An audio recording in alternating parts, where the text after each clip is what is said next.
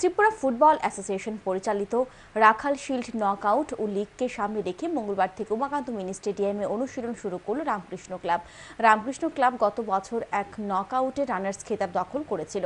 রামকৃষ্ণ ক্লাবের প্রথম দিনের অনুশীলনে মণিপুরের 7 জন ফুটবলারকে নিয়ে অনুশীলন করতে দেখা যায় কোচ কৌশিক রায়কে। আগামী 1 থেকে দুদিনের মধ্যে আসাম, মণিপুরের কালিম্পং ও রাজ্যের 7 জন ফুটবলার অনুশীলনে যোগ দেবেন বলে জানান ক্লাব সদস্য অমিত দেব।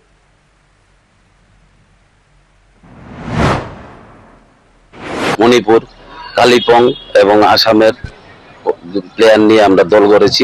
স্থানীয়দের আছে 7-8 জন, আর বি ডিভিশনের লিয়ানো আমরা দেখছি যে 2-1 নেওয়ার মতন প্লেয়ার আছে কিনা। এই টিম আমরা মোটামুটি আপাতত 20 জনের দল প্রস্তুত রাখছি। আর এর মধ্যে আমরা রাত্রিবেলায়, যেহেতু খেলা হবে, আমরা রাত্রিবেলায়ও একটা প্রস্তুতি ম্যাচ খেলার জন্য তৈরি হচ্ছি।